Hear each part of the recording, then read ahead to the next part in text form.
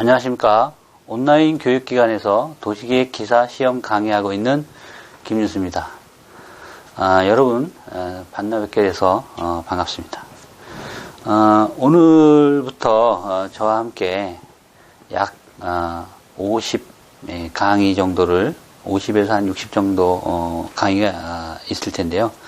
저희와 함께 같이 하면서 그러니까 도시계획을 전공하신 분은 이제 4년 동안 배웠던 것들을 써머리한다라고 하는 그런 마음가짐으로 임해 주시면 좋을 것 같고요. 그 다음에 이제 도시계획을 전공하지 않으셨지만 도시계획 기사 시험을 준비하시는 분들에 대해서는 종합적으로 도시계획 부분을 바라볼 수 있는 뭐 이런 강의가 되리라고 생각을 합니다. 자, 이게 본격적으로 강의에 들어가기에 앞서서 도시계획 기사 시험은 크게 이제 5가지 과목으로 되어 있습니다. 뭐 잘 아시겠지만 이제 기본적으로는 이제 필기 시험을 1차 합격을 해야 되고요. 그 다음에 이제 실기 2차 시험을 합격을 해야 최종 기사 자격증이 주어지게 됩니다. 그중에 이제 필기는 5과목으로 형성이 되어 있는데요.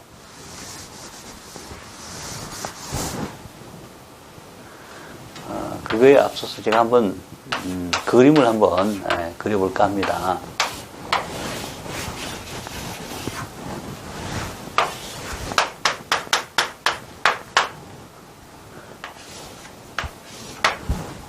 자, 뭐 같아 보십니까? 네, 나무를 제가 한번 그려봤습니다. 자, 첫 번째 시간, 우리가, 이 시간부터 이제 할 거는, 첫 번째 강의는 도시 계획, 개론이죠, 개론. 전반적인, 내용들을, 다루게 됩니다. 도시계획, 개론 전체 내용을 보면, 지금 제가 그린 이 그림과, 같다라고 보시면 되겠습니다. 우선 나무가 크려면 자라려면 가장 기본적으로 이게 서 있어야 되잖아요, 그죠? 그 밑에 깔고 있는 부분이 바로 땅이죠, 땅. 땅의 뿌리를 이렇게 받고 있습니다. 도시계획 분야에서 보면 이 밑에 땅에 해당되는 부분, 굉장히 넓은 부분에 해당되죠. 이 부분이 국토 및 지역계획입니다, 지역계획. 그죠? 자, 그 다음에 굉장히 나무에 잎사귀가 자라 있습니다. 이 부분이 이제 도시 개발이라고 하는 부분이 되겠습니다. 도시 개발.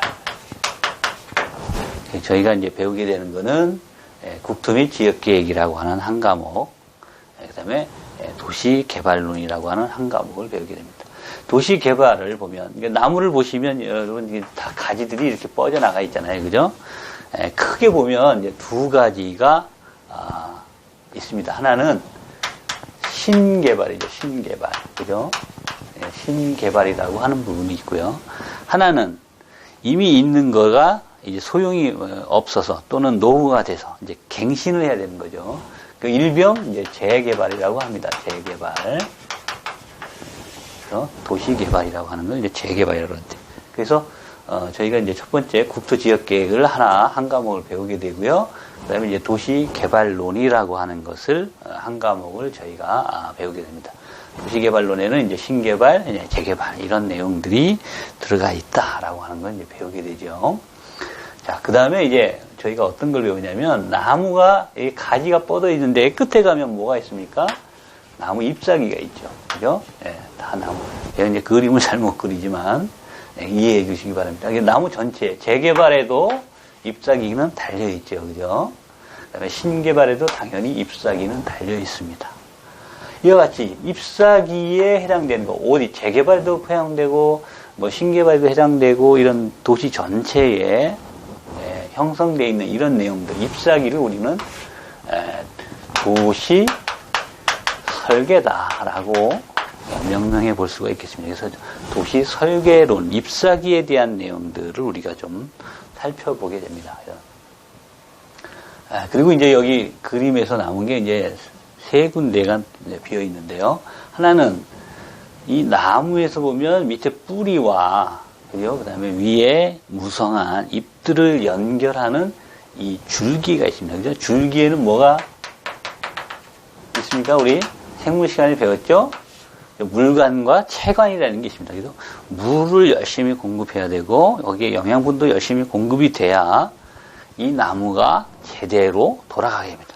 그런 역할을 하는 게 도시계획에서 뭐냐면 법규입니다. 법규 또는 제도죠. 법과 제도에 의해서 뿌리와 이 도시개발 이런 사항들이 다 제대로 기능을 하게 됩니다. 그래서 저희가 하나 포함되어 있는 게 이제 법규와 제도죠. 자, 그 다음에 이제 남아있는 건 그림에서 보면 태양과 달이 남아있습니다. 그죠? 그런데 이제 아까 제가 5과목이 돼 있다라고 말씀을 드렸잖아요. 그죠? 도시계획론, 그 다음에 법제도, 그 다음에 국토계획, 지역계획, 그 다음에 도시개발, 도시설계. 기사, 시험, 필기 과목에서는 이렇게만 5개를 배웁니다.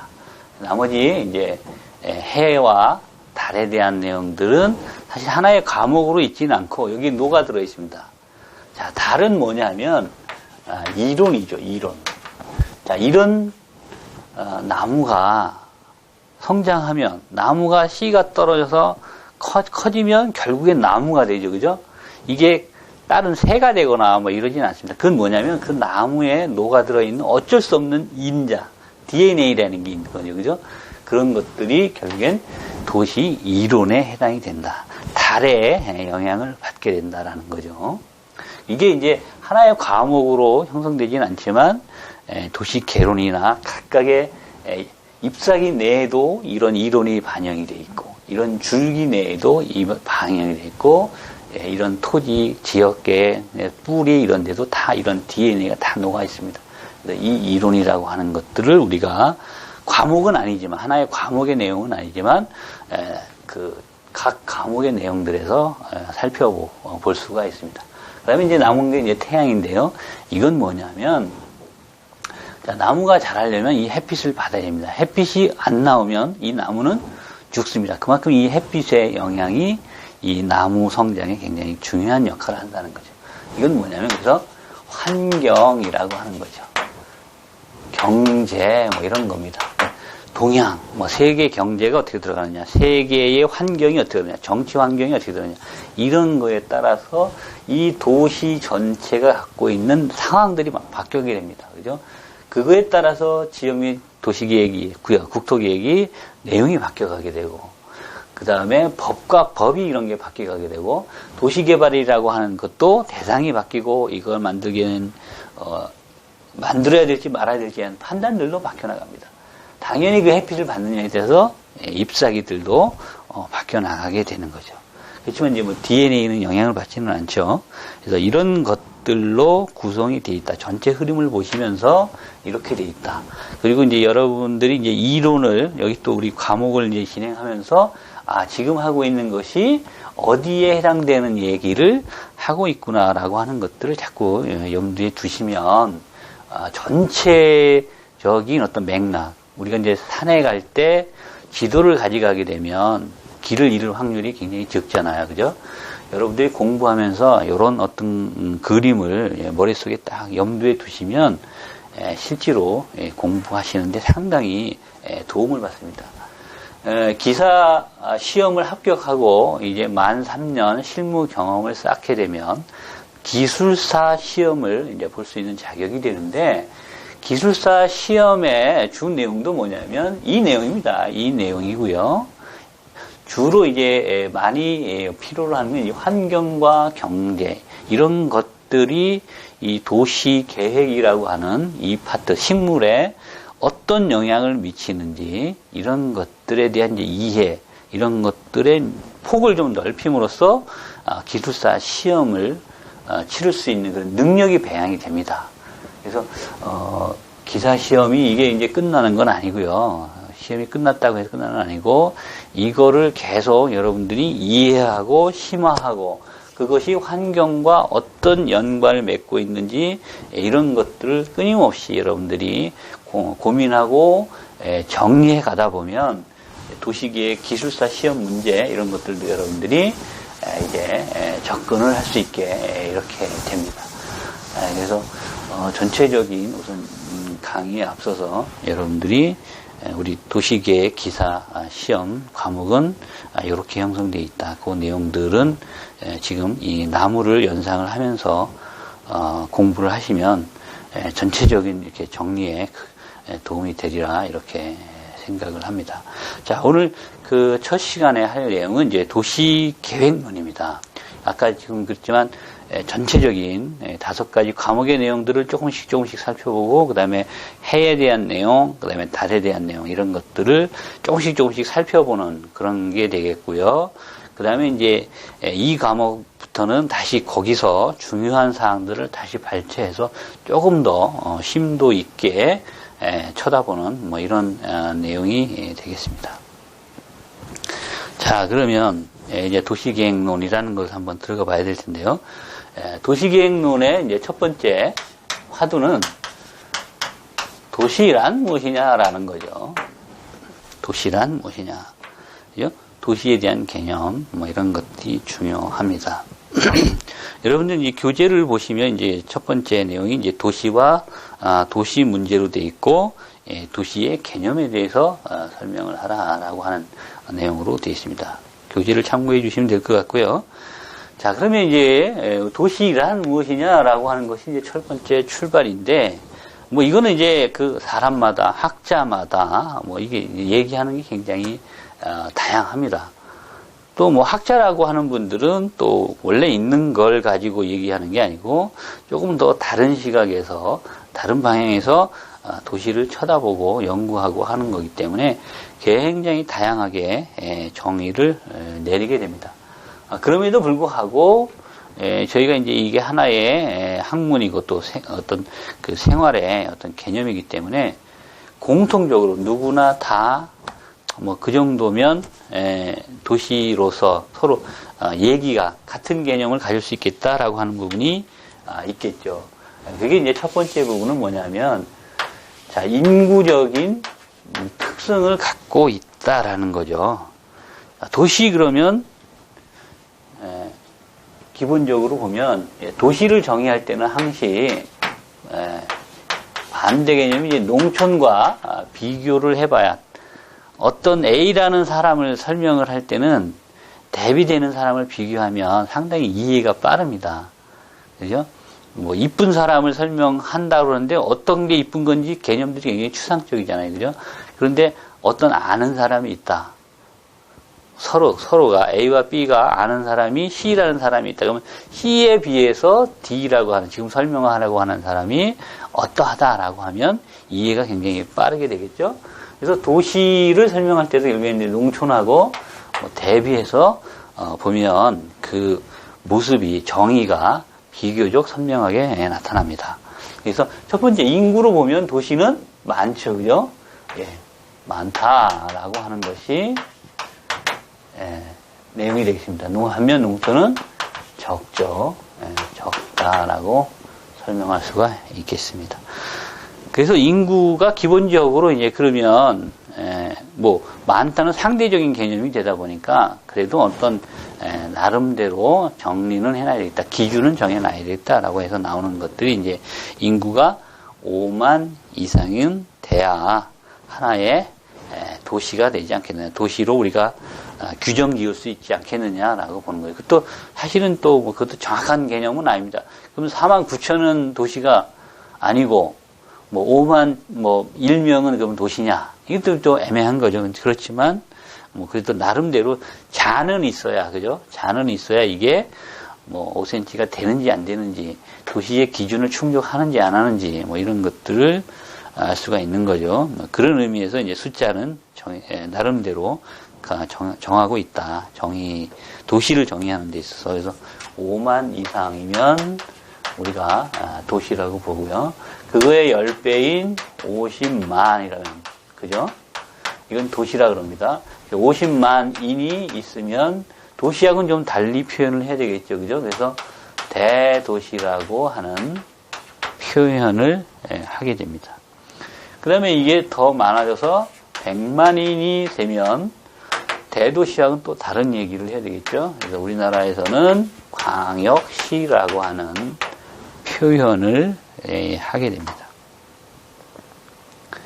자, 그러면 첫 번째 인구를 가지고, 도시라는 것은 인구를 가지고, 상당히 많은 사람, 최소 5만 이상이 모여서 사는 데를 도시라고 정의할 수 있겠다라고 하는 거죠. 그 다음 두 번째는 이 살고 있는 사람들의 이제 직업 또는 어떤 경제적인 어떤 활동, 뭐 이런 걸 기준으로 보는 거죠. 도시는 어떻습니까? 직업이 2, 3차 산업에 많은 사람이 종사. 도시에도 농민들이 삽니다. 도시에도 다 농사 짓는 땅들이 있으니까요. 또 앞으로의 이제 도시는 그 아파트에 이제 도시에 살면서 출퇴근하면서 이제 농업을 하는 뭐 그런 분들도 이제 상당히 수가 늘어날 거다라고 보고 있습니다. 그렇게 따지면 이제 뭐 1차가 없는 건 아니지만 상대적으로 비교해 보면 2차, 3차 산업에 종사하는 사람들이 많다라고 보는 거죠. 반면 이제 농촌은 당연히 1차 산업에 종사하는 사람들이 많다. 직업에 보면 그런 어떤 형태를 나타내고 있다. 그러니까 도시를 우리가 얘기할 때 인구가 상당히 있어야 된다. 그 다음에 거기에 어떤 직업군으로 보면 사람들이 1차 산업보다는 2, 3차 산업에 종사하는 비율이 높게 나타나더라라고 하는 거죠. 그 다음에 이제 세 번째 하나는 뭐냐면 정치적인 문제입니다. 정치적인 부분. 정치, 그 다음에 이제 행정적인 부분을 가지고 정의를 내리게 됩니다. 그래서, 하나의 도시는 자기네가 스스로, 그죠? 스스로 자립적으로, 자주적으로 행정을 하게 되고, 또 자기네가 어떤 정치적인, 사람, 그러니까 국회의원, 대표인을 뽑는다든가, 뭐 이런 것들을 해야 된다는 거죠. 그런 의미입니다. 예를 들어서 이제 포로 수용소 이런 데는 사람은 많죠. 포로 수용소 가면 좁은 지역에 사람들을 많이 수용합니다.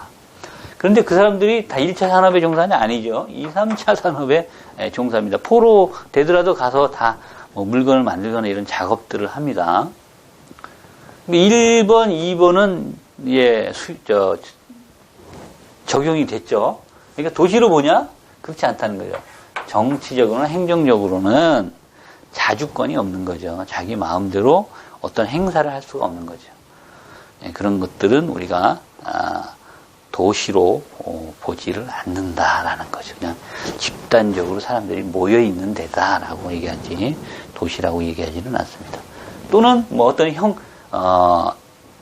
특수한 목적에 의해서 예를 들면 이제 뭐 전쟁이 일어나서 군인들하고 그다음에 그 사람들을 서포트하기 위한 여러 가지 시설들이 집단적으로 가서 임시적으로 모여 있다. 뭐 이런 것들은 도시라고 또 얘기를 하지는 않죠. 그러니까 그런 속성들이 없기 때문에 도시라고 보지 않는다. 그래서 도시를 정의할 때는 크게 인구가 많아야 된다.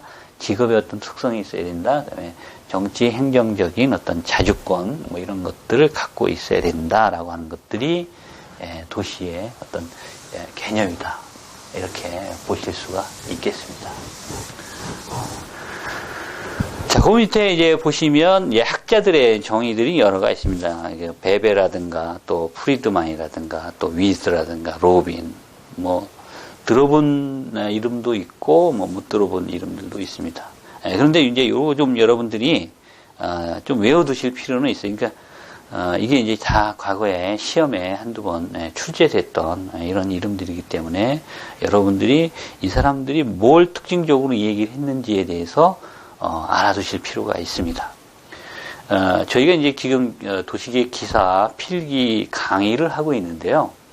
여러분들이 그 공부를 저희가 어차피 지금 이제 시험에 그죠 합격하기 위한 어떤 목적을 가지고 물론 뭐 그렇지 않고 이제 공부를 위해서 하시는 분도 계시지만 일단 이게 기사시험 강의고 그리고 그 목적 자체가 합격의 목적이 있기 때문에 그걸 이제 효율적으로 하기 위해서는 이게 이제 내용을 먼저 공부하고 내가 다 아는 상태에서 문제를 풀겠다라고 하면 이게 시간 낭비가 굉장히 많이 발생되게 됩니다. 그리고 그 공부가 이게 쏙쏙 들어오질 않아요.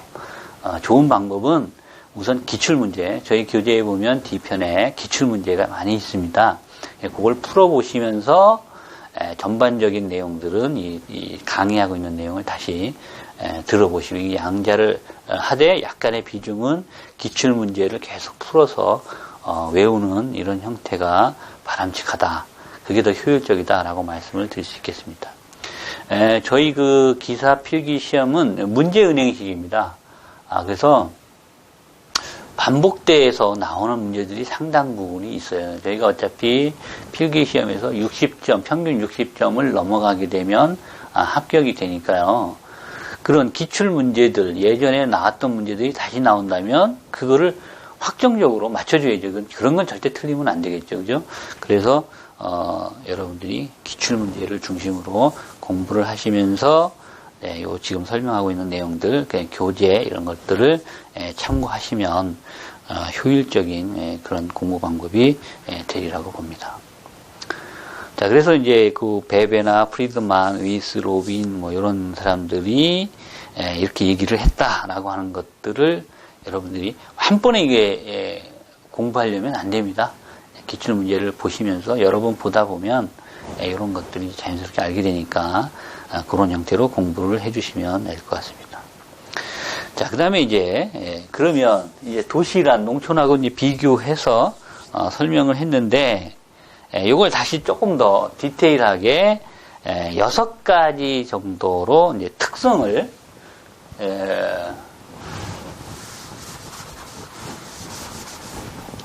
도시 특성이죠.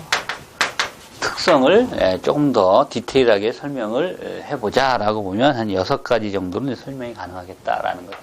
마찬가지로 이것도 도시와 농촌을 비교해보면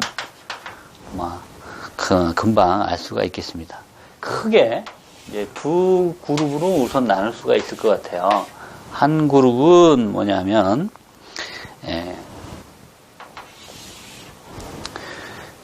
그죠? 이제 인구적인 부분이죠. 인구적인 부분을 가지고 도시와 농촌을 비교해 보면 도시 특성이 나타나고요. 또 하나는 도시라고 하는 것이 이 사람이 땅에 다 발을 붙이고 살고 있잖아요. 그죠? 그래서 이제 물리적인 어떤 환경에서 도시를 특징 지을 수가 있겠습니다. 그래서 아까 이제 발표지만 첫 번째는 직업이죠. 직업. 그래서 도시는 2, 3차 산업, 농촌은 1차 산업의 비중이 높다라고 하는 것이죠. 그 다음에 이제 두 번째는 인구 규모죠. 인구 규모. 밀도, 똑같은 얘기는 아니지만 규모면서 밀도가 좀 있어야 되겠죠. 보면 이제 인구는 규모가 많고, 그죠? 그 다음에 농촌은 적죠. 크고 작다라고 표현이 되죠. 크면서 밀도도 높다. 그죠? 좁은 지역에 많은 사람들이 거주한다. 농촌은 인구 규모가 작고, 그죠? 작고, 그 다음에 밀도는 낮다라고 설명이 될 수가 있겠습니다. 그죠? 자, 그 다음에 이제 그 주민들의 어떤 그 사는 사람들의 속성이 조금 차이가 있습니다. 뭐냐면 도시는 상당히 이질적인 사람들이 삽니다. 그죠? 잘 사는 사람, 못 사는 사람이 이렇게 섞여서 이렇게 도시 지역에는 거주. 또 외국인도 들어오게 되고요. 그러니까 상당히 이질적이고 고향이 또 다 다른 사람들이 막 모여 사는 이런 것들이 대체로 이제 도시의 형태입니다. 그래서 상당히 이질적이고 또 익명성을 굉장히 강조가 됩니다. 도시 지역은. 그래서 수없이 우리가 스치고 지나가지만 저 사람이 누군지 알지를 못합니다. 그죠? 그러면서 이제 나타나는 것들이 여러 가지 이제 범죄라든가 뭐 이런 거죠. 익명성이 그 하나의 원인이 됩니다. 반면 이제 농촌은 어떻습니까? 대부분 다 농사 짓는 사람 직업이 다 비슷비슷해요. 그죠? 그리고 살아온 배경도 다 비슷비슷해요. 성장 환경이 다 비슷합니다. 물론 이제 결혼이나 뭐 이주를 통해서 달라지는 사람도 있긴 있지만 그 비율은 그렇게 많지 않다. 대체적인 어떤 내용을 설명을 하려니까 그렇고요. 근데 우리나라들도 보면 이제 시골은 대부분 같은 성씨가 된 그죠? 집안들, 집성촌이라고 그러죠. 뭐 그런 사람들에 의해서 형성되는 것들이 상당히 많다. 이게 농촌이죠. 그러니까 농촌에 비교해 보면 도시는 이질적인 사람들이 모여 살고 익명성이 있고 뭐 이런 특징들을 갖는다라고 보는 겁니다. 그 다음에 이제 주민들 간의 이제 만남이죠, 만남. 접촉이라고 그러죠. 만남이 도시 지역은 굉장히 접촉이 많습니다. 그죠? 빈번하다고 볼 수 있죠. 여러분들이 대중교통이나 뭐 이런 거 탈 때 버스나 지하철에 많은 사람들 수시로 접하잖아요. 하루에 몇백 명씩 접촉을 하죠. 반면 이제 농촌은 동네 사람 아침에 만나고 거의 만날 일이 많지 않아요. 다 자기네 이제 그 논밭에 가서 일하다 보니까 만나서 얘기하는 것들은 그렇게 많지는 않다는 거죠. 그래서 인구적인 어떤 특성들은 이런 걸 갖고 있다. 직업이 2, 3차, 그다음에 밀도는 높고 사람 많고 주민들은 이질적이고 익명성을 갖고 있고 또 만남이 굉장히 빈번하게 일어난다라는 거죠. 친한 사람을 만난다는 게 아니라 사람과 사람들이 부딪히는 게 굉장히 많다. 그리고 이제 물리적인 측면에서 보면 각종 기능, 그죠? 뭔가요? 그죠? 각종 기능과 시설이 있다는 거죠. 시설들이 밀집되어 있다라는 거죠. 밀집되어 있고, 그 다음에 다양하고, 여기는, 이제, 농촌 지역은 도시계획과 관련해서 시설들이 도로라든가, 가옥이라든가, 이런 거 몇 개밖에는 없죠. 그때 도시에 오면, 학교도 있고, 그죠? 그 다음에 도로, 공원, 그 다음에 문화시설, 행정관서, 등등 다양한 것들이 분포하고 있다라는 거죠. 그렇죠? 그 다음에 이제 밀도적인 측면에서도 시설이 한 곳에 다양하게 모여 있다. 이렇게 보시면 되겠고요. 그 다음에 이제 인구 만남과 관련해서 사람들이 또 이게 만날 뿐만 아니라 굉장히 막 돌아다닙니다. 도시 지역에서는 업무 때문에 이렇게 왔다 갔다 하는 사람들이 굉장히 많죠. 반면에 이제 농촌은 한번 자기 논에 가면 거의 이제 논밭에 가면 거기서 이동 없이 그 자리에 고정되는 그런 특성들을 갖습니다. 자, 이렇게 보시면 이제 도시의 특성들을 여러분들이 나름대로 정리하실 수 있으리라고 생각을 합니다. 자, 그러면 이제 도시를 우리가 이제 정의를 내려봤고, 도시의 특성을 알아봤습니다. 도시라는 게 그렇게 생긴 거구나, 라고 하는 거죠. 근데 우리는 이제 도시 계획이라고 하는 이제 과목을 지금 하고 있는데요. 도시 계획은 사실은 이러한 인구에 관심을 갖고 있는 건 아닙니다. 그죠? 이런 인구라고 하는, 사람들의 모임이 어떤 활동을 원하고, 어떤 활동, 어떤 시설, 이런 것들을 원하는지를 준비해주는 그런 내용이라고 보시면 됩니다. 그래서 우리는 도시가 갖고 있는 어떤 물리적인 속성, 이런 것들에 관심을 갖고 있죠. 그래서 도시의 어떤 물리적인 사항들은 뭐가 있는지, 도시를 구성하고 있는 것은 무엇인지, 이런 것들에 관심을 갖고 있습니다. 인구적인 어떤 속성보다. 물론 그렇다고 인구적인 속성을 버리는 건 아니고요.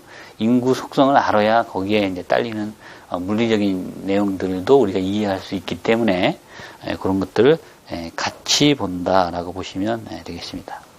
그래서 도시 구성에서 보면 이제 첫 번째 여러 가지 첫 번째는 이제 물리적인 것들을 우리가 따져보게 됩니다. 그래서 물리적인 요소는 첫 번째가 이제 밀도죠. 밀도. 얼마나 빽빽하게 돼 있느냐. 인구가 얼마나 한 곳에 집중돼 모여 있느냐, 뭐 흩어져 있느냐, 또는 건축이 한 곳에 얼마나 몰려 있느냐, 흩어져 있느냐, 또 여러 가지 뭐 문화시설이 몰려 있냐, 흩어져 있냐, 뭐 이런 것들에 대해서 관심을 갖습니다. 그래서 밀도가 높았을 때 나오는 문제, 또 밀도가 낮았을 때 나오는 문제, 이게 이제 각각이 좀 다르죠. 그래서 그런 것들에 대한 해석을 필요로 하고요. 그 다음에 이제 그런 것들이 어떻게 배치가 되어 있느냐, 도시에서. 이런 것이 도시계획에서는 아주 중요한 관심사가 됩니다. 그래서 도시 구성에 있어서는 밀도와 배치, 그 다음에 이런 것들이 이루어지기 위해서는 결국엔 움직이게 되는 어떤 루트, 이런 것들이 관심이 됩니다. 그래서 도시하면 뭐 어떤 분은 이제 도로 뭐 이렇게 생각하는 분도, 도로가 연상되는 분도 있죠. 그래서 물리적 구성 요소로는 이제 밀도, 그 다음에 배치, 동선이 도시의 구성 요소다. 물리적은 이제 살펴봤고요. 그 다음에 이거를 일으키는 도시의 가장 기본적인 건 인구죠. 인구적인 속성인데, 그거에 조금 더 포괄적으로는 이제 유기적인, 요게 좀 대치돼서 유기적인 구성 요소, 뭐 요렇게 볼 수가 있겠습니다. 유기적 구성 요소는 이제 첫 번째 당연히 도시에는 인구가 관심사죠. 제일 중요한 겁니다, 사실. 인구가 아니고요. 그 다음에 이제 이런 인구가 생활하기 위해서는 어떤 기본적으로 토지라고 하는 것을 깔고 앉아있죠. 그래서 이 도시의 토지가 어떻게 되어 있느냐, 어떻게 구성되어 있고, 어떻게 형성되어 있고, 어떤 모양을 갖고 있고, 어떻게 배치되어 있고, 뭐 이런 것들이죠. 그리고 결국엔 그 토지만 보는 게 아니라 그거에 딸려있는 시설들을 같이 보는 거죠. 그 다음에 이제 그러한 인구가 사람들이 하고 있는 어떤 활동, 이런 것들로 도시가 구성이 되어 있다. 아까 이제 도시 특성들을 살펴봤잖아요. 그죠? 그 도시 특성들은 인구적인 요소에서 나오기도 하고, 또 그러한 사람들이 여러 가지 일으키는 활동에 의해서 도시의 어떤 특성들이 나타나기도 하고, 또 도시가 갖고 있는 그런 활동들이 이루어지는 토지에 의해서 도시만의 어떤 특성들을 나타나게 된다, 이렇게 보는 겁니다. 그래서 이 두 가지, 크게 보면 구성은 물리적인 구성, 유기적인 구성으로 나누고, 물리적인 구성에는 밀도, 배치, 동선, 그다음에 유기적인 구성으로는 인구, 토지, 활동, 이렇게 세 가지씩 나눠진다 라는 겁니다. 그리고 이제 이 토지 시설에 대해서 결국엔 그 밀도, 그 배치, 그 동선 어떻게 확보되어 있는지가 관심사가 된다라고 하는 거죠. 자, 이제 우리가 도시라는 걸 정의를 해봤고, 그 도시가 갖고 있는 특성은 뭔지, 도시라고 하는 것의 특성은 뭔지, 그리고 그거의 도시가 어떤 것으로 구성되어 있는지, 이런 것들을 살펴보았습니다. 그죠? 자, 그러면 이제 또 다른 거죠. 도시의 변화죠, 변화.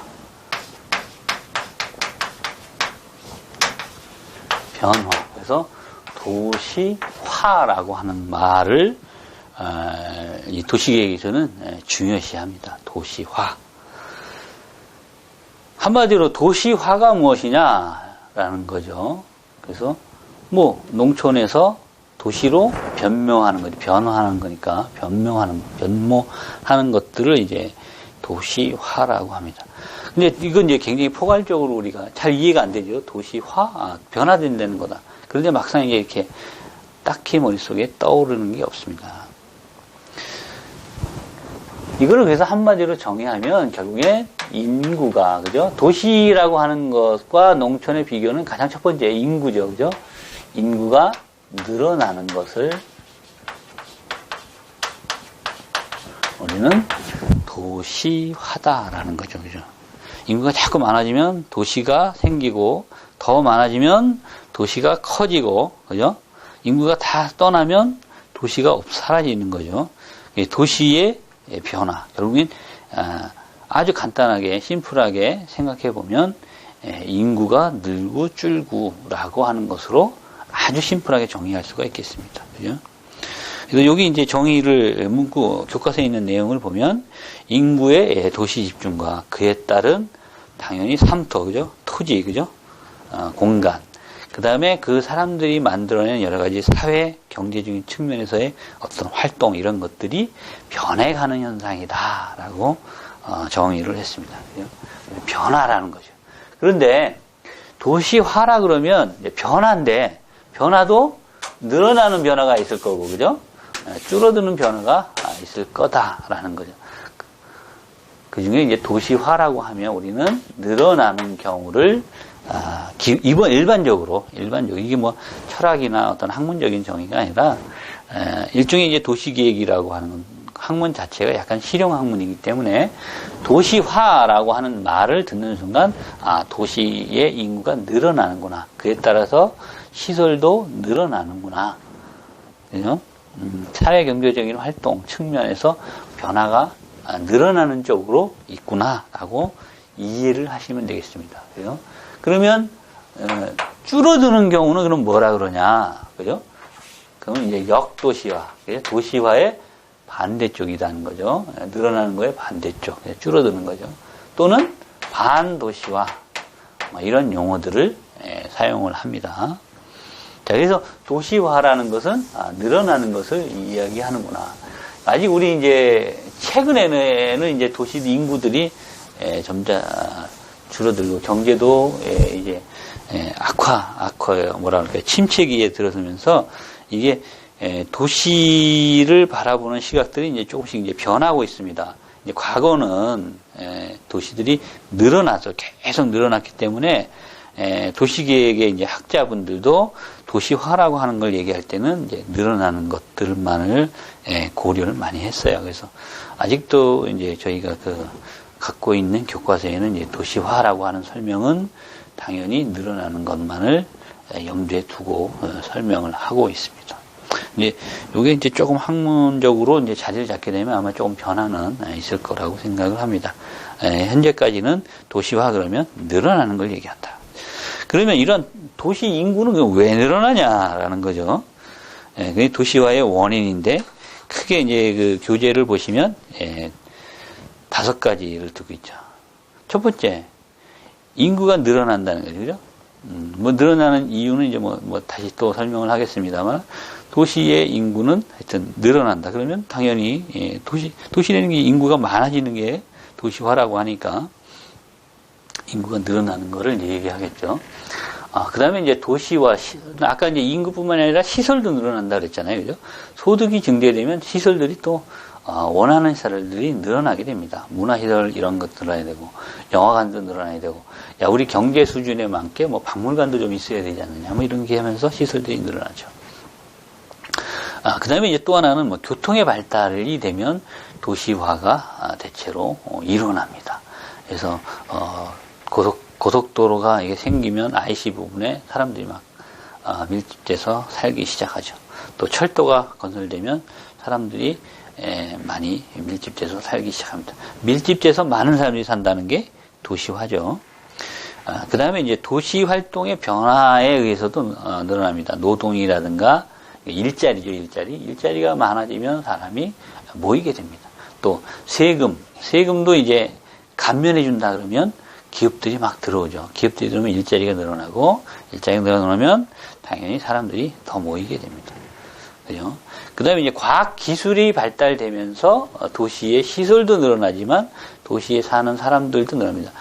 과거에 비해서 우리 그 도시 지역에 사는 그 사람 1인당 이렇게 이제 필요로 하는 건축의 면적들이 늘어납니다. 그죠? 건축 기술의 발달에서 좁은 땅을 효율적으로 고층 건물을 올릴 수 있는 이런 기술들이 결국엔 도시화를 더 일으키는, 발생시키는 원인이 되더라라고 하는 거죠. 자, 그래서 이제 도시화에 대한 우리 개념은 이제 이해를 했고, 그 다음에 그 발생되는 원인들이 여기 한 5가지 있는데 실제로 훨씬 더 많죠. 그건 학자들이 이제 정리해서 얘기하면 되는 거고요. 대체로 우리는 이제 한 그런 것들 5가지 정도가 있구나라고 이제 이해를 하면 되겠습니다. 자, 그러면 이제 도시라고 하는 것을 아까 이제 대충 오만이다라고 하는 것들을 기준으로 삼는다라고 말씀을 드렸었는데요.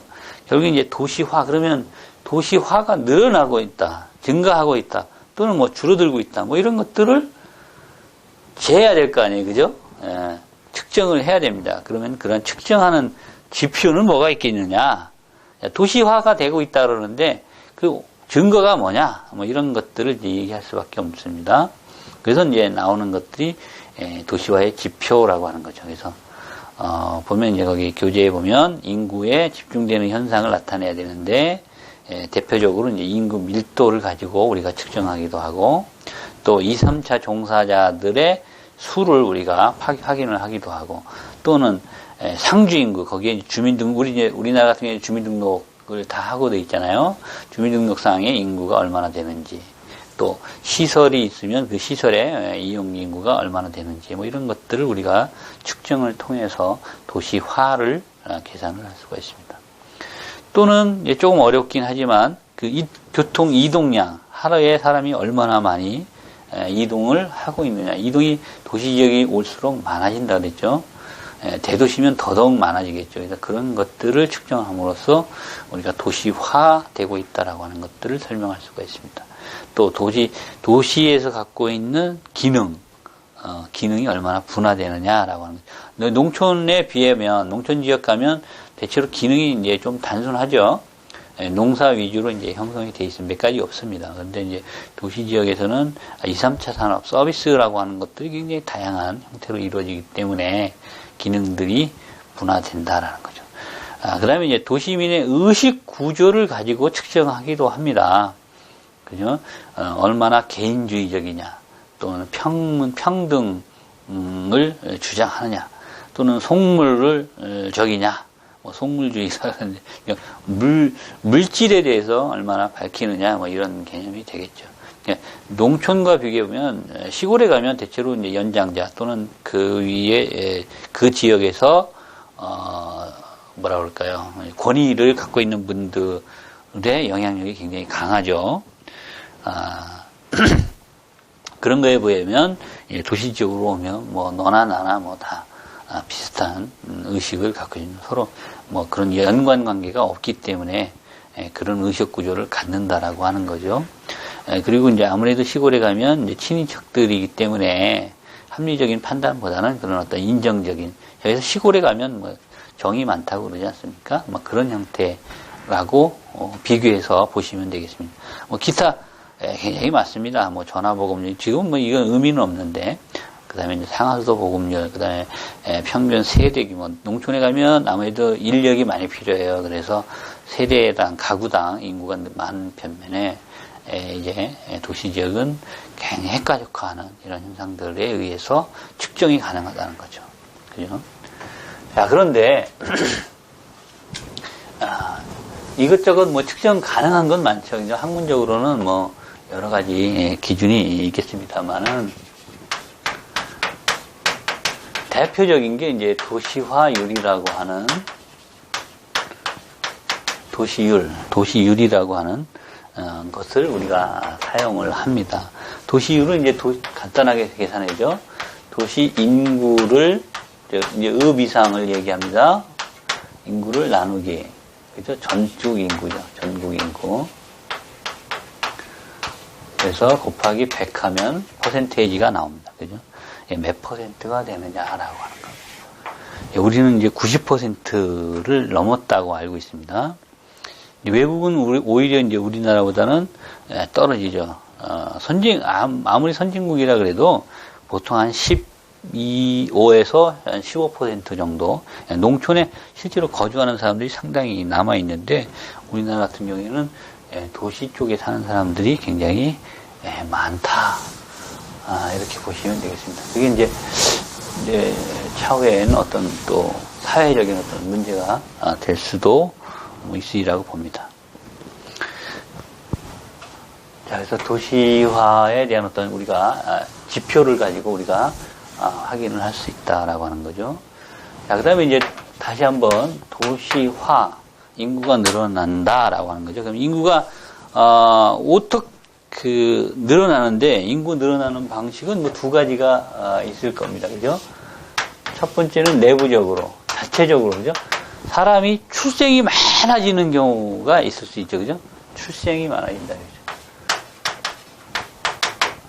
그 다음에 사망, 죽질 않는 뭐 이런 좀 나이 든 분들한테 외람되지만 이게 이제 의료시설이나 뭐 이런 것들 환경이 굉장히 좋아져가지고 돌아가시질 않는 거예요. 그러다 보니까 내부적으로 도시 내부적으로는 인구가 이제 늘어나는 경우가 생기는 겁니다. 또 하나는 이제 외부적인 요인이죠. 외부적인 요인으로 이주죠, 이주. 그러니까 들어오는 사람이 많아지는 것, 나가는 사람보다, 그죠? 나가는 사람은 적고 들어오는 사람은 많아진다라고 하는 거죠. 이게 이제 인구적인 측면에서 보면 가장 도시화하는 이유가 되는 거죠. 자, 그러면 이주 왜 들어오냐 이거죠. 왜 들어오냐? 들어오는 사람이 왜 많냐? 이게 이제 압출 요인과 흡인 요인이라 그러죠. 흡인 요인. 그건 뭐 도시가 갖고 있는 어떤 매력. 보통 이제 일자리죠. 일자리. 또는 우리나라 같은 경우에는 이제 학교, 그죠? 교육열 때문에 도시로 오지 않은 경우가 많습니다. 예전에는 그 말도 있잖아요. 말은, 그죠? 제주도로 보내고, 사람은 이제는 서울로 보내라. 이러죠. 그런 흡인 요인에 의해서 이주가 일어나기도 하고, 압출 요인, 뭐 도시도 압출 요인이 있겠지만 기본적으로 우리나라 같은 경우에는 농촌에서는 먹고 살기가 힘들기 때문에 도시로 옮겨오게 되는 이런 사람들이 있는 거죠. 압출 요인과 흡인 요인에 의해서 결국엔 도시로 이주해 오는 사람이 많았다라고 하는 것이 이유입니다. 인구적인 측면에서 그렇고요. 또 하나는 이제 정치적인 측면에서 보면 행정구역이 늘어나는 거죠. 늘어나는 거. 옛날 도시는 요만했는데 어느 날 갑자기 행정구역을 합쳐가지고 두 개 도시가 합치면서 여기가 농촌이었는데 도시지역으로 편입이 되는 이런 형태에 의해서 도시 인구가 늘어나는 뭐 이런 현상이 있을 수 있죠. 그 다음에 이제 그 도시 자체가 뭐라고 그러나요? 도시의 어떤 투자죠, 투자. 투자에 의해서 도시 영역 자체가 이렇게 확장되면서, 그러니까 행정에 의한 것이 아니라 도시 자체가 이제 점점 커지면서, 스스로 커지면서, 주변 지역을 포함하게 돼서 늘어나는 이런 형태, 이렇게 구분해 볼 수가 있겠습니다. 이것이 이제 어떤 도시화의 어떤 현상들이죠. 그죠? 인구가 스스로 늘어나는 것, 또 도시 면적 자체가 정치적인 행정적인 의미에 의해서 늘어나거나, 그러니까 실제로 인구의 변화는 없는데 행정구역상의 어떤 인구로 잡히면서 늘어나거나, 또는 도시 자체가 스스로 확장돼가면서 인구가 늘어나거나, 그저 확장되면서 편입이 되는 거죠.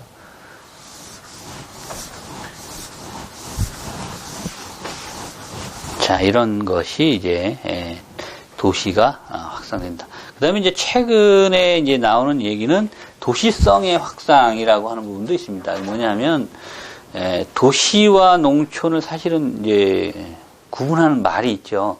촌스럽다, 뭐 이런 게 있죠. 그냥 세련된다 이런 거죠. 세련된다라고 하는 말은 도시에 사는 사람들한테 주로 이제 사용되는 말입니다. 엄격하게 뭐 구분하는 그런 개념은 아니겠지만 일반적으로 보면 도시 사는 사람들은 좀 세련되다 이렇게 얘기하고 농촌에 사는 사람들은 좀 촌스럽다 이렇게 얘기를 하죠. 그거는 그 도시만이 갖고 있는 어떤 그 도시성이라 그러죠. 도시성. 그런 성격들이 있습니다. 그런 것들이 확산하는 것도 하나의 도시화 현상이라고 이제 봅니다. 예를 들면, 지금은 뭐 다 휴대폰을 갖고 있죠. 예전에 도시 사는 사람들만 휴대폰을 갖고 있었죠. 그게 이제 점점 확산되면서 사실은 농촌에 거주하지만, 그 사람의 어떤 특성, 그러니까 단지 물리적인 요소가 충족이 안 돼 있고, 그 다음에 인구가 집중되는 요소만 충족이 안 돼 있지, 그 사람이 생각하거나, 또는 어떤 정치 성향이거나, 뭐 이런 것들은 이미 도시와 하나의 형태, 정보나 이런 것들이 같은 시대, 같은 흐름, 같은 그 커뮤니케이션이 이루어질 수 있는 상태로 간다는 거죠. 그것도 하나의 도시화 현상으로 이해하기도 합니다. 그래서 도시를 정의할 때 그런 걸 기준으로 정의하기도 한다는 거죠. 그래서 이제 도시화 현상들은 뭐 그런 형태로 여러 가지 나타나게 된다. 자, 그러면 이제 이런 도시화라고 하는 것들도 그러면 뭐 아기 때부터, 그죠? 유기체, 도시는 뭐 유기체다, 뭐 이런 말이 있죠. 아기 때, 그 다음에 성장해서 청년 때, 그 다음에 노년, 이런 것들이 있지 않겠느냐라고 이제 본 거죠. 그래서 도시화라고 하는 것도 단계가 있을 거다라고 이제 보는 겁니다. 그래서 이제 대표적으로 이제 후셔와 피셔라고 하는 후보와 피셔라고 하는 학자는 지역 발전 5단계라고 하는 걸 얘기합니다. 지역 발전에는 5개의 단계가 있다. 그죠? 결국에 이제 그 경제 성장을 가지고 발전이라고 하는 말은 다른 말로 표현하면 경제 성장하고 같다라고 보시면 됩니다. 누구에게 발전이 있었어. 그러면 이 사람이 어떤 경제적인 성장을 이뤘어. 이렇게 이해하시면 될 것 같습니다. 이게 이제 도시계획 분야에서는요. 그래서 경제적인 측면에서 보면 첫 번째 단계는 원시 농업이죠. 그죠? 최저 먹고 사는 문제만 일으키는 뭐 그런 단계고요. 그 다음 단계로 가면 1차 산업이 조금 분업화됩니다. 누구는 나무를 잘 배, 누구는 뭐 밭농사를 잘해, 누구는 논농사를 잘해, 이렇게 좀 분업화되고, 누구는 고기를 잘 잡아, 이렇게 이제 분업화되는 단계를 두 번째는 이제 걷게 된다는 거죠. 그 다음에 이제 세 번째 단계로는 이게 2차 산업으로 넘어갑니다. 그죠? 나무를 잘 다루는데 그 나무 다루는 사람들 중에서도 나무를 깎는 걸 잘하는 사람, 또 나무를 이렇게 톱밥을 내서 뭐 다른 걸 만드는 사람, 그죠? 또는 나무를 이렇게 건조를 잘 시키는 사람, 뭐 이제 세분화된다는 거죠. 그러면서 어떤 제조업으로 이제 단순 채취에서 제조업으로 넘어가게 된다. 그 다음에 이제 제조업으로 넘어가게 되면 이게 더 중무장대한 어떤 공업화, 그 다음에 다양화 이런 것들이 이루어지는 단계로 가고, 마지막 단계에 가면 이게 이제 수출까지 하는, 그리고 수출하다 보면 당연히 3차 산업의 종사자들이 이제 생기게 됩니다.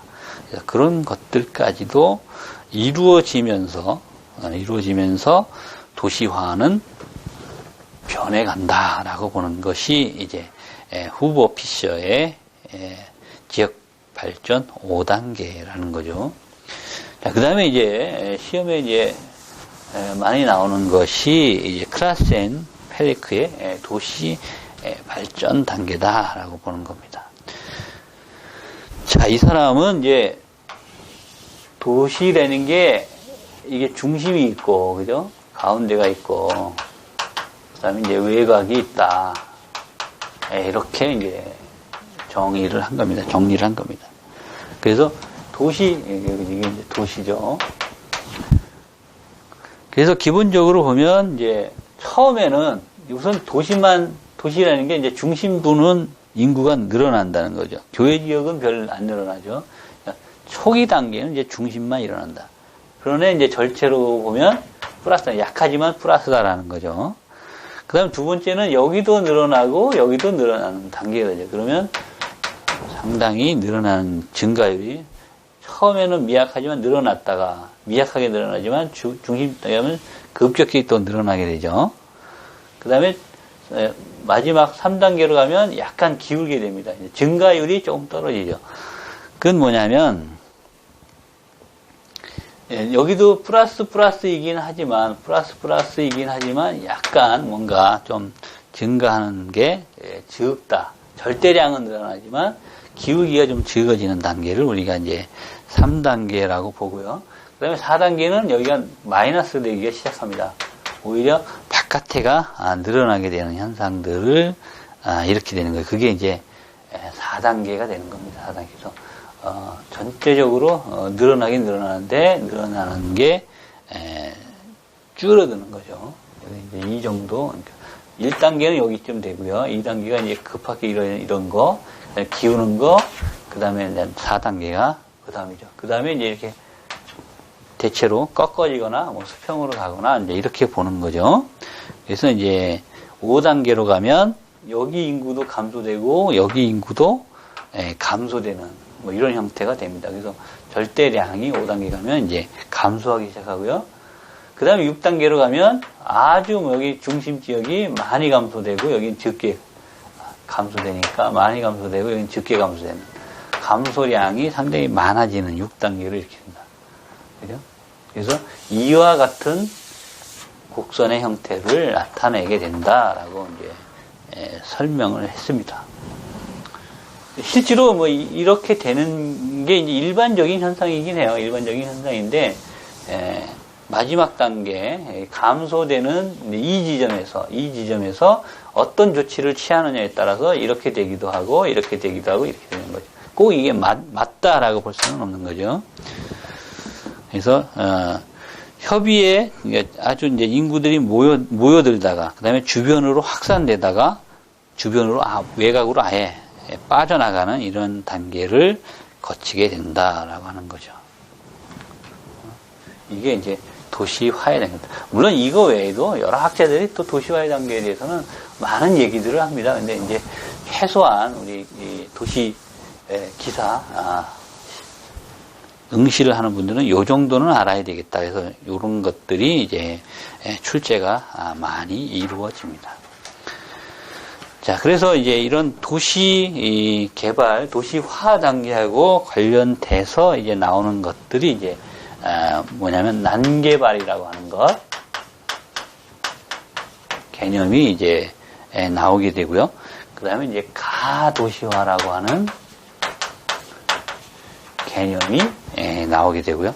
그 다음에 이제 아까 잠깐 설명드리면 역도시화라고 하는 개념이 나오게 됩니다. 그래서 요것도 문제에 많이 출제되는 것들이니까 여러분들이 조금 이해를 해 주시면 되겠습니다. 이거 뭐냐면 난개발은 뭐냐면 자 도시 시가지는 어떻게 이제 예산을 만들어서 관리도 잘 해가지고 이제 제대로 되는데 주변에 막 그냥 관리가 안 되는 상태에서 개발이 이러는 거죠. 그래서 이제 그런 걸 이제 난개발이라고 그러는데 도시계획의 의미에서 보면 그게 이제 무계획이라는 거거든요. 무계획. 근데 무계획일 수는 없잖아요. 그죠? 집을 짓고 하는데 왜 계획이 없냐라고 하는 거죠. 그러니까 여기서 무계획이라고 하는 것은 도시계획에서는 기반시설입니다. 기반시설. 도로, 그죠? 공원, 학교, 상수도, 하수도, 이런 시설들을 적절히 갖추고, 그거에 맞춰서 이제 가옥들이, 주택들이 이렇게 들어서면 생활에 지장이 없는데, 이런 것들이 기반시설이 제대로 갖춰지지 않은 상태에서 막 집만 막 들어서면 교통 혼잡이 일어나고, 그 다음에 위생 문제에 막 하수 처리가 안 돼가지고, 그죠?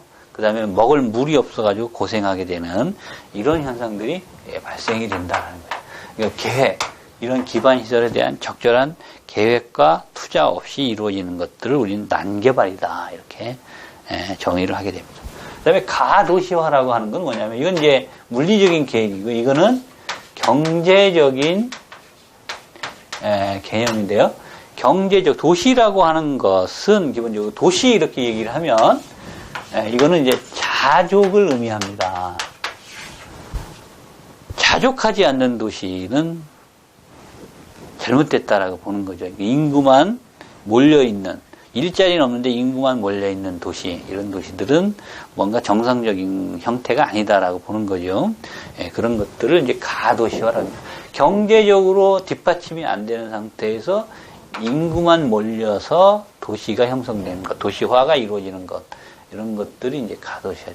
우리 세계적으로 이제 그 산업혁명이 일어나면서 적절한 경제 일자리가 만들어지지 않았음에도 불구하고 농촌에서 왁 사람들이 몰려들면서 도시화가 이루어지는 경우들이 일반적인 현상들이었습니다. 그래서 그런 것들이 여러 가지 문제다라고 많이 지적이 된 거죠. 그래서 가도시화라고 우리가 이해를 하게 됩니다. 난개발이 어떤 시설을 떠받칠 수 있는 시설이 없는 상태에서 이루어지는 개발이다라고 보시면 되고요. 가도시화라고 하는 경제적인 어떤 떠받칠 수 있는 기반이 없는 상태에서 이루어지는 도시화다라고 보시면 되고요. 역도시화는 아까 말씀드린 도시화라고 하는 것은 사람들이 도시로 자꾸 몰려서 도시가 커지는 걸 도시화라고 그랬죠. 역도시화는 반대하는 개념입니다. 아까 줄어드는 개념이라고 그랬죠. 그래서 도시에서 농촌으로 인구들이 막 빠져나가죠. 또는 도시에서 다른 도시로 빠져나가는 거예요. 그래서 이런 것들을 이제 유턴, U자로 여기 농촌에서 도시로 왔다가 다시 농촌으로 가거나 또는 농촌에서 왔다가 다시는 도시로, 그죠? 농촌에서 도시로 왔다가 다른 도시로 가는 J턴, U턴, J턴 뭐 이런 것들을 우리가 역도시화 또는 반도시화 뭐 이렇게 부르기도 합니다. 이런 개념들도 여러분들이 시험에 잘 출제가 되니까요. 염두에 두시면 되겠습니다. 그 다음에 이제 마지막으로 이것만 한번 설명을 드리고 이번 시간은 마치도록 하겠습니다. 도시에 대해서 이제 도시화도 알아봤고 도시 구성 인자도 알아봤고 도시의 특성도 알아봤습니다. 끝으로 알아볼 거는 이제 도시의 유형이죠. 도시의 유형이 되겠습니다. 뭐 이것도 이제 기준에 따라서 다양하게 나눕니다. 그래서 법으로 보면 우리나라 법으로 보면 특별시, 서울이 특별시죠. 그 다음에 특별자치시, 지금 이제 저쪽 대전 공주 쪽에 있는 행복도시, 행정복합도시가 이제 특별자치시입니다. 그 다음에 이제 인구가 100만이 넘어가면 광역시, 그 다음에 50만이 넘어가면 대도시, 그 다음에 이제 50만 이하에서 이제 한 5만 이상 되면 이제 시라고 그랬잖아요. 시급이라고 그랬잖아요. 이제 일반 이제 시고, 그 다음에 5만 이하 3만 뭐 이런 데는 이제 읍지역이죠. 여기까지를 우리는 도시로 카운트를 하고 있습니다. 법에 의해서 그러니까 인구를 기준으로 법에서 이제 구분하고 있는 형태죠. 그 다음에 이제 구조적으로 그러니까 공간상의 분포 형태로 보면 단핵도시, 핵이 하나, 보통 조그만 도시들이 이제 단핵이죠. 그 다음에 다핵도시, 핵이 이제 여러 개 있는 도시들. 그 다음에 선상도시, 이제 길게 이제 형성되어 있는, 그런 것들이 이제, 선의 형태, 또는 이제 뭐 어떤, 부채꼴의 형태, 뭐 이런 도시들을 얘기하고, 또 대상도시도 이제 길게 띠를 이루는 이런 것들. 1년에 이렇게 쭉 고속도로를 따라서 쭉 이어지는 그런 형태들이 이제 대상도시, 뭐 이렇게 부르기도 하죠. 형태적인 모습으로 구분하기도 합니다. 또는 이제 그 도시가 갖고 있는 정책적인 어떤, 목적에 의해서 신도시라든가 또는 그 일대를 어떤 행정이나 여러 가지 서비스를 하는 성장 거점 도시라든가 또는, 우리 이제 영국에서 사용했던 어떤 전원도시, 뭐 이런 것들이 이제 정책적인 어떤 목적에 의해서 분류되는 내용이 되겠습니다. 그 다음에 이제 기능적에 따라서도 이제 뭐 종합적인 기능을 갖고 있느냐, 또는 행정 중심이냐, 또는 어떤 도시의 이제 위성의 역할이냐, 또는 뭐 문화적인 어떤 중심 도시냐, 뭐 이런 것들에 의해서 부르기도 합니다. 그 다음에 이제 독시아디스라고 하는 건축가이면서 이제 학자죠. 이분은 이제 독특하게 도시를 이렇게 단계로 도시 개인 공간으로부터 시작해서 쭉 이제 단계별로 명명을 합니다. 15개의 공간 단위를 명령을 하게 되죠. 그래서 처 한 명 있을 때는 우리 이제 개인이라고 부른다. 2명이 모여 있는 공간을 방이라고 부른다. 그다음에 4명이 모이게 되면 이제 주거 공간이라고 얘기를 하는 거고, 그다음에 40명이 모여 있는 공간은 이제 주거군, 뭐 이렇게 해서 이제 나누죠. 여기서 이제 우리가 중요한 거는 5만 이상이면 도시, 그다음에 9만 이상이면 이제 30만 이상이면 여긴 대도시. 우리나라는 법적으로 50만 이상을 대도시라고 그러죠. 그 다음에 이제 200만 이상이 되면 메트로폴리스, 이제 서울이 이제 메트로폴리스입니다. 그 다음에 이제 1400만이 되면 연담도시, 커너베이션이라는 용어를 사용한다라는 거죠. 그 다음에 1억이 넘어가게 되면 이건 메가로폴리스라고 이 얘기를 합니다. 그래서 메트로폴리스, 연담도시, 메가로폴리스 이 용어는 시험에 자주 출제가 되니까 여러분들이 잘 외워두시기 바랍니다. 그 개념을 잘 잡아주시기 바랍니다. 자, 오늘은 이제 1강 도시란 무엇인가, 그다음에 도시에 대한 어떤 개념들을 살펴봤습니다. 자, 오늘 시간은 이것으로 마치고요. 다음 시간에 만나도록 하겠습니다.